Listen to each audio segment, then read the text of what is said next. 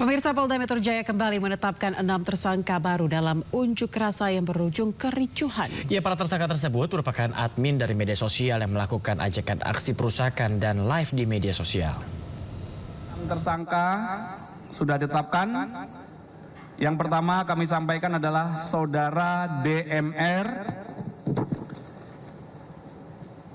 adalah admin akun IG, ya ini IG ini inisial ya, admin akun IG, nama akunnya adalah LF.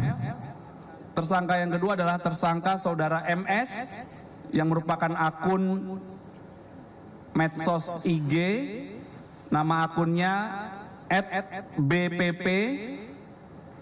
Kemudian yang ketiga adalah tersangka SH, itu adalah akun atau admin dari akun IG, nama akunnya @gm.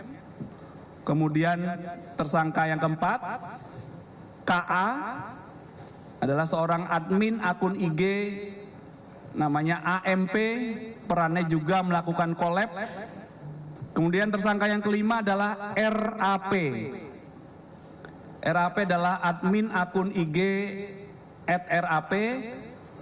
Kemudian yang keenam adalah saudari FL, adalah admin akun medsos dengan inisial T, nama akunnya FG.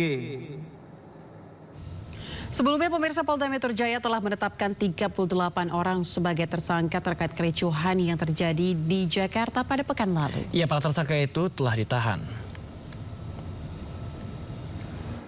Kami telah melakukan tindakan penahanan terhadap 38 tersangka.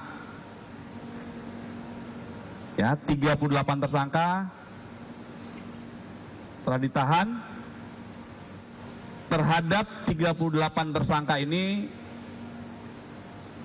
telah dilakukan penahanan oleh Direktorat Reskrim Polda Metro Jaya, ya, dengan peran dan perbuatan yang kami sampaikan tadi. Sehingga terhadap para tersangka ini ada yang disangkakan pasal 160 KUHP dengan ancaman pidana maksimal 6 tahun karena mengajak, menghasut orang untuk melakukan tindak pidana. Kemudian ada yang disangkakan pasal 170 KUHP tentang kekerasan secara bersama-sama di muka umum terhadap orang, kekerasan secara bersama-sama di muka umum terhadap barang dengan ancaman pidana paling lama 5 tahun 6 bulan. Kemudian ada yang disangkakan pasal 406 tentang pengerusakan dengan ancaman pidana paling lama 2 tahun 8 bulan. Kemudian ada juga yang disangkakan dengan pasal 212, 214, 216 dan 218 KUHP tentang melawan perintah petugas, melakukan perlawanan, menghalang-halangi, tidak mengindahkan perintah petugas yang sedang melaksanakan tugas. Nah, ini adalah persangkaan-persangkaan pasal. Ya, selanjutnya penyidik masih terus melakukan pendalaman, mengembangkan kasus ini, dan apabila ada perkembangan terhadap penyidikan kasus ini akan kami sampaikan lebih lanjut rekan-rekan, ya. Pemirsa, situasi Pasar Senen sempat sepi pada saat adanya aksi massa pada pekan kemarin. Ya, namun bagaimana kondisinya pada hari ini, pemirsa? Sudah ada rekan kami Jessica Winoto di Pasar Senen, Jakarta Pusat. Selamat pagi, Jessica. Apakah aktivitas jual beli di Pasar Senen sudah kembali normal?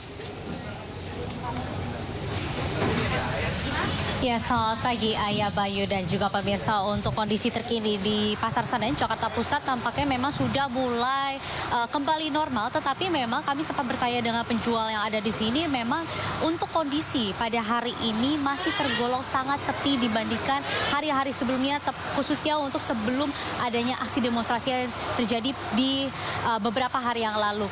Pemirsa, Ayah, Bayu, dan juga pemirsa dapat melihat bahwa ini situasinya pun sudah terlihat bahwa sudah ada beberapa beberapa pembeli-pembeli yang datang ke sini dibandingkan beberapa hari yang lalu, karena informasinya juga kami mendapatkan bahwa informasinya gerbang Pasar Senen Jakarta Pusat ini ditutup selama 2 hari, sehingga tentunya ini berdampak dengan aktivitas antara pembeli maupun penjual, dan tentunya ini kalau misalkan dari sisi penjualnya pun mereka merasakan kerugian yang sangat signifikan karena tidak ada pembeli selama 2 hari berturut-turut. Lalu Ayah, Bayu dan juga pemirsa dapat melihat bahwa ini sebenarnya sudah mulai ramai dibandingkan pagi tadi sekitar pukul 7 kami sudah tiba di Pasar Senen Jakarta Pusat ini, dan memang untuk tadi pagi memang sangat-sangat sepi, hanya ada beberapa saja pembeli yang datang ke sini, dan kami sempat bertanya dengan pembeli-pembeli yang ada di sini bahwa mereka memang sangat terdampak juga. Selain dari penjual, pembeli pun merasa terdampak karena tidak dapat membeli barang-barang atau bahan-bahan baku masakan atau bahan baku rumah lainnya. Lalu Ayah, Bayu dan juga pemirsa, kami sudah bersama dengan salah satu penjual yang ada di sini untuk mengetahui bagaimana situasi terkini dan mungkin tanggapan dari penjual selama 2 hari gerbang Pasar Senen ini ditutup.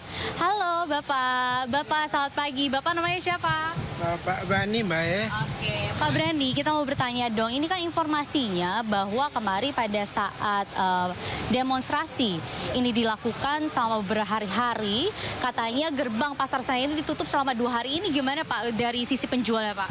Dari sisi penjualan ya otomatis ya jelas menurun lah Mbak. Nah, ya orang keluar juga takut gimana mau ke pasar. Pasar juga ditutup kan.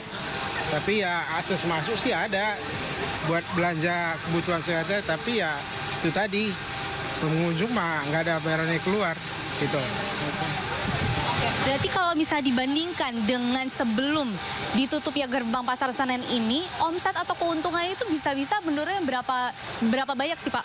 Ya banyak Mbak, lebih separuh, lebih 50% lebih, ya. Bisa 75% bisa berkurang.